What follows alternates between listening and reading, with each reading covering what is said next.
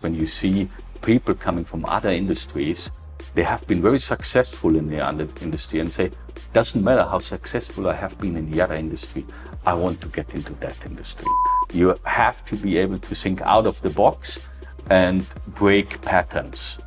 And if you break patterns in an industry which you know, then you have everything you need. Build a topic, take the most important players and get the other ones around. On the metaverse thing, I believe metaverse is much more than the blockchain space, but blockchain can enable ownership in the metaverse. So there's a huge opportunity. But in 20 years, we will live in the metaverse. Everyone asks me, Ralph, how does blockchain work? What does decentralization mean? And often my question back is, do you understand how HTTP work? Hello, wonderful people. We're in Dubai this week meeting with the most amazing entrepreneurs in the blockchain and crypto space. And today with us, I've got Ralph, our dear friend from CVVC in Zug, now building amazing ecosystem in Dubai. Hi, Ralph. Thank you very much for being here. Hi, Irina. It's my pleasure to be here. You know, starting with the Middle East, but then why not aim for the world? You know, we want to decentralize a little bit. So instead of having the power in Silicon Valley, we want to bring it to the Middle East, to our so-called crypto oasis at the end of the day. And as you said, I'm originally from Switzerland or from Europe. I'm Austrian. I moved to Zug, to the famous crypto valley in 2005, when there was no crypto valley. Then in 2013, we saw interesting entrepreneurs coming like Vitalik and the founder of Ethereum and Niklas Nicolais, the founder of Bitcoin Swiss. And we created out of this ecosystem the so-called Crypto Valley. And at this time, not 10 companies, not 20 people. And we just brought out the last top 50 report, and now it's more than 1,100 companies and more than 6,000 people. So most likely the biggest crypto ecosystem in the world. I love Dubai, so I would like to make Dubai and the Middle East to the biggest crypto and blockchain ecosystem in the world. That's fantastic. Thank you very much for that. That's certainly not a small task to achieve. How are you planning to do that? How to plan that? I mean, you said I just recently moved to Dubai. I came the first time 1998, so it doesn't feel super recently. I came back 2016 to learn about the then existing ecosystem here. I met amazing people like Dr. Marwan, like yourself, like Said Al-Damaki. And I saw, hey, there's a big potential to build something in the UAE or in the Middle East in general. And then I came back, figured out who could be the partners. In Dubai, there's always a lot of noise, so you have to filter out 90% of that, what you hear, and focus on the relevant players. And we built a very great network here. We decided to frame it as Crypto Oasis, which I see as the umbrella for the whole region. It's not a company, it's more like you say, the Silicon Valley, I want to say it as the Crypto Oasis. We collected now the data from more than 600 organizations already in the UAE. So we will push that again, like we did it in Switzerland, and publish this open for everyone. And our target is to push that from 600 entities this year to the end of the year to probably 1,000 or a little bit more. And you know, we are partnering up with DMCC. Our first location is in DMCC in the Almas Tower. We opened up in April last year, and now we have already 170 companies in DMCC. So it grew very fast in the blockchain space. So you mentioned that there is a lot of noise in Dubai, and so some people complain about that. Other people complain about the lack of banking support. Other people complain about the lack of talent. Do you see that as a relevant complaint, or do you think people just have something to complain about? And if you don't see that as a relevant complaint, what is really happening on the ground? You know, in general, I hate complaining, but I like to take the chance to change things. If you complain about banking, then educate banks. We had this in Switzerland in 2016. We brought the companies to Liechtenstein, to the then famous Bank Frick. today we have 5, 6 banks in Switzerland open to work with us. Here in Dubai, we are now talking to several banks, trying to educate them at the end of the day. And some of our Swiss banks are coming to Dubai now. So SEBA is opening an office, Signum is opening an office, ISP is opening an office, Arab Bank is very open to work here, Swissquote is open to work. So, instead of complaining, change it. On the noise side and on the talent side, probably that comes a little bit together. In the last 2 years, a lot of people discovered Dubai for them because Dubai has been very open in the COVID crisis, and I think they handled that very well. They had a short, hard lockdown to check if it's dangerous or not, and then they opened up for the world. And this was one of the few places worldwide where you really could gather. I mean, Iman had a great event with the ARBC Summit. It was bringing a lot of people together. And I don't think that it was a strategic plan to move in the Middle East. It was because Malta was closed and here it was open. And a lot of things like that happened in that time. And so this attracted a lot of people and also talent. Now we see software developers moving to Dubai. Before they have probably been going to Asia in summertime. Now it's not fun to travel there when you are staying in quarantine and so on. And so from the 3 pillars, infrastructure, Dubai is world class, capital, the Middle East is good, but in the blockchain space we are able to raise worldwide, and talent, the UAE is picking up. We see more and more talent coming here. The last concern is the noise, the people who are talking more and building less. I think you have to make the experience. I mean, Dubai is about noise. I think you are not seeing anywhere in the world more Lamborghinis like in Dubai. And the old question out of our industry, when Lambo, is when you got $2,000 on the bank account, you get a Lambo for a weekend. So you have to cut this out. And, like you do it and others do it, it's about the network and the trust. And it's probably 2 or 3 calls to check someone quickly and see if he's legit or not. And there's our nice quote, do your own research. Great. Tell me more about the DMCC Crypto Center. Tell me which direction do you want to take it? Because surely, here's the center, come work out of here, get a license out of here is not the end goal. What are you aiming for? Yeah, that's a long question and an even long answer. My idea in general is I want to make a big soccer field where the rules are defined and we see a lot of football players on the soccer field. And on the soccer field, you see at the end the good players which you want to have in your team, or the very good players where you want to invest, or the other players where you don't want to engage. And my target is to be connected to the whole ecosystem with my team and to find the 10% best of them to invest in them, together with you, together with other funds like Gulf Capital, like Woodstock, like Draper-Gorenholm. So we're partnering up to invest together. And how do you find the best deal flow? You have to talk to a lot of people. And then with DMCC, why did we choose DMCC before ADGM or DIFC? I thought it's probably easier in a non-financial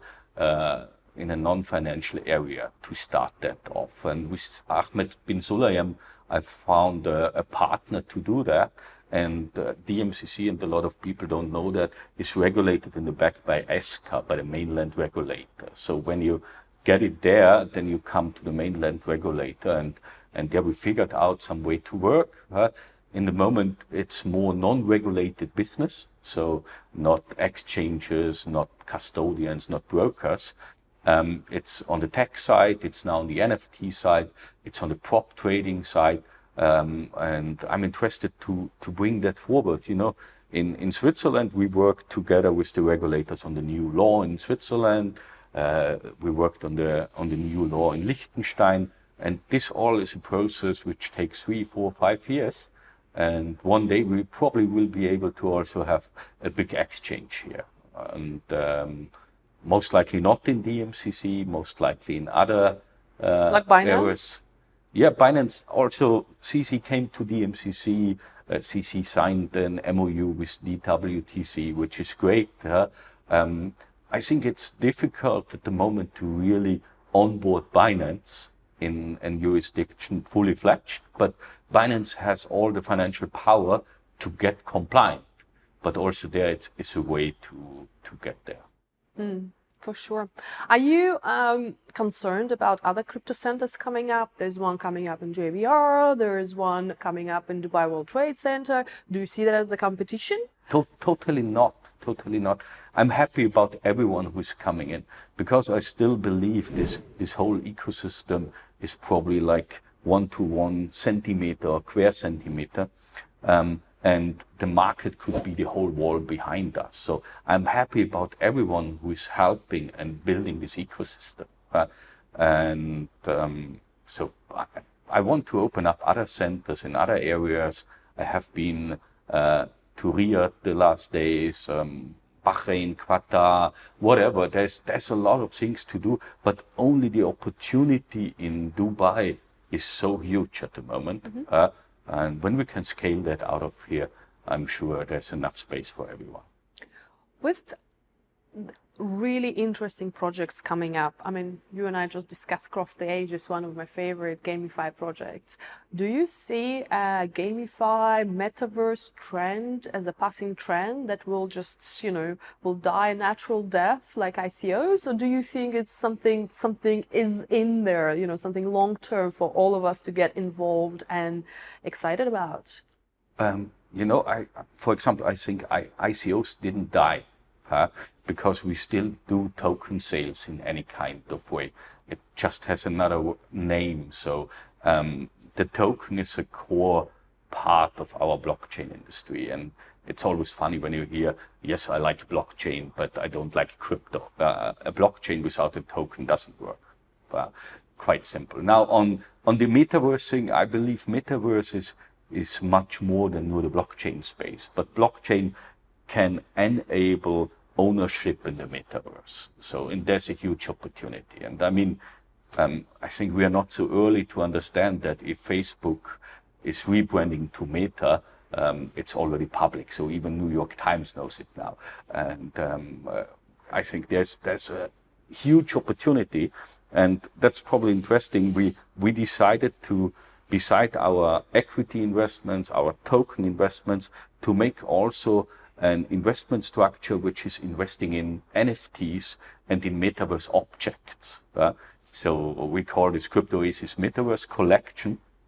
And on the other side, we are trying to work on the history of the metaverse. There's a book called Snow Crash. I think it was 1993 when that came out, where the first time the term metaverse was named. And we created a project called Snow Cash, and we are curating their old digital art, the first NFT art, and all the way into the metaverse in that project, and trying to build a part of the history which is happening. And I see the metaverse as a big business opportunity, but I'm also a little bit afraid. I'm afraid where this heads. I mean, you see the people already being 8 hours a day on Instagram, and for me the metaverse is a virtual Instagram or virtual whatever, because on Instagram most of the people are another person and not themselves, having filter that you don't recognize them anymore, living a life what they are not living usually, showing surroundings. Yeah, and the private jets and the Lambos, which they rent per hour. Absolutely. And when you look at the metaverse, most likely there will be something where you can run away from your normal existence into a virtual existence. And that's scaring me a bit. You don't think we already live in the metaverse? I don't believe, usual when you look at hype cycle from technology, in the first moment, we overestimate the impact. So at the moment we are in that moment, oh, metaverse, we overestimate it. No, I mean, like, do you think we already live in a simulated reality? Yeah, wait a moment. Of what I want to come, and then we will see that we will see the turn down and a metaverse crash, and no one will be interested anymore. But in 20 years, we will live in the metaverse, everyone, and I still hope that I can live in the real world and will not only drift over there, because I mean, I was a big fan when the first Matrix movie came out, and I don't know if you remember that, when you see the people in the small places and only the energy is taken from them. And I envision that a little bit like that. You know, you probably be in your small sleeping room in your virtual world, have your thing, and you're not living your real life. You're living that life, and yeah, I hope I will not live like that, but I don't want to pass this business opportunity, because if you don't like it, don't ignore it. So we've partnered up on the Crypto Oasis Centium, and we're happily supporting your deal flow with the Launchpad, and we're happily supporting, co-investing together. Tell me more. Tell the audience more about Crypto Oasis Centium, and how is it different from CV Labs and the Crypto Oasis? How does it fit? How does this puzzle fit into the whole ecosystem? You know, with Centium, we created an early stage token investment vehicle for the region. So when we invest in a startup, then there must be one connect here to the region. That's the reason why I call it an ecosystem fund. Technically, it's not a fund, it's a prop trading company in DMCC. It was very important for me to use a structure which is local, not a BVI or a London-based or Luxembourg-based or whatever. And we're going to invest in 50 to 100 projects early stage, which are willing to set up in Dubai or in the Middle East, or which are already here. And we do something similar from CVVC side for Africa, where we have a local fund in Africa. So I believe this local is important, because we have people, GPs, LPs, they say, hey, look, I'm interested, but I also want to support the region, to grow the region. That's the reason why we decided to open this rather smaller investment structure, but dedicated for the region. And of course, we have a plan to put on a second structure on it, which do the follow-up investments, which should be a little bit bigger. And the most important thing is also here for me, I don't see competition with other funds and other structures, because we are strong when we invest together. When a startup comes to us and we say, hey, we like you very much, we give you from our side the funds and network, but we also can give you the intro to Irina, the intro to others, and you probably have your round already done, and you can focus on building instead of focus on raising funds. I actually honestly think it's rather silly when people try to compete with each other or feel jealousy or competition within the crypto space, oh, invest with my fund, but not with that fund. I mean, the pie is so big. We don't know how big the pie is. I think the pie is huge, and we're, fighting for a slice, which is, so tiny. I think, and I'm sure you heard of the Las Vegas concept. Once you put restaurants and casinos on one street, more people come to the restaurant next door, and more people come to your restaurant. So there is no competition. On contrary, it's building together. And that's what I really like about, what you say about the ecosystem and building the ecosystem. It just makes sense. I mean, Dubai is world class in doing that. When I came here in 1998, they created the media city and the internet city. At this time, I thought quite huge buildings. Today, they are rather small when you compare it. And I was wondering who is going to go there. And 2 years later, IBM, Microsoft, all the companies onboarded there. And it's about build a topic, take the most important players, and get the other ones around. And that's what Dubai is world class in. You've supported quite a few projects over the last couple of years. Do you want to give shout out to some of the amazing entrepreneurs and some of the amazing projects that are building in the Middle East, that are building Dubai as the crypto hub? Do you want to give shout outs to any names? No pressure. No pressure at all. No pressure at all. You know, there are really a lot of cool projects out. We just decided today to invest in Collection. It's an NFT platform with an Indian background. I mean, that's a huge market for itself. So you say another NFT platform. Yeah, I mean, there are a lot of NFT platforms out, but the Indian market is huge, and you have other topics there like Bollywood and similar things where we believe that could be great. And the founder, Abe, is a very smart and dedicated guy, and that at the end of the day, it's about the team and not only about the project. Then we have in our DMCC Crypto Center, the company eBay. They are doing rating of cryptos, AI-based, very interesting approach, very major team coming out of the old finance industry and bringing the knowledge into our space. We have been investing there. We have been advising there as well. Yeah, I mean, we are also investing in other structures. We are invested in Shisha Finance, for example. Not only because of Said Al-Damaki, also because of the idea how to engage the local community here with our industry. And I think that's very important. How do we get in the local community in that part? Another project we just recently signed is EX Sports.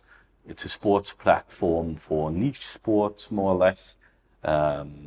Also with NFTs connected as every project at the moment, with very dedicated founders, and the founders, Tolly Makris, is already 20 years in that area. And I like that when they know their area since 20 years, and then they say, hey, I can build something else. I'm more skeptic when I see people and say, oh, I understand a little bit what blockchain is doing. I'm now going to disrupt the music industry. And when you ask them, what is your experience in the music industry? Yeah, I'm listening to music from time to time. Okay, thank you very much. So it's about the team, about the knowledge, and how do you get there? I mean, only in the last 10 weeks, we invested in 12 projects, I think. So so we have a lot of things to do, and we'll move on. We will mention all these projects, all the details behind under this video. So because I want everybody to come and check out what amazing projects we have and what is happening. And I actually quite like what you mentioned, you know, let some people, some entrepreneurs learn about blockchain, learn about crypto, and want to disrupt an industry that they know nothing about with the use of crypto. I actually like the other way around. When you know everything about law, for example, from my side of view. So let's bring in blockchain and crypto to disrupt law. Not the other way around, because then you'll have to learn the whole industry from scratch. How can you possibly do that? Absolutely. But there is probably one thing I would love to add. What is also dangerous when you're coming only out of the industry and then you say, oh, we did it always like that. It's not possible to do it another way. You have to be able to think out of the box and break patterns. And if you break patterns in an industry which you know, then you have everything you need, I think. I mean, a great project we invested in Switzerland already a few years ago is Utopia Music. I don't know if you know the guys. Of course. And Utopia, we came in quite early. It's already 400 or 500 million valuation. They will make 50 million of revenues this year. So, you know, it's one of the few projects in the blockchain space which is not in the financial side and making relevant revenues. And I think there is a lot of space for improvement, or room for improvement in that area outside of the financial space, and really having business cases which are going to work. Yeah, Matthias is one of the smartest men I've met, and I was absolutely loved the way he thinks and how he's approaching solving problems. And I think that is more important, how you approach solving problems rather than knowing something. Because if you know something, like, you stop there, right? A few guys of Citadel decided to open up a liquidity provider called Portofino. Very interesting, very smart guys from Citadel, coming from zero on the blockchain space to 150% in just a few months. growing super fast. So what excites me is when you see people coming from other industries, they have been very successful in the other industry and say, doesn't matter how successful I have been in the other industry, I want to get into that industry. I mean, you have been a successful lawyer, but you want to get into that industry because everyone sees there's coming up something disrupting the whole digital economy.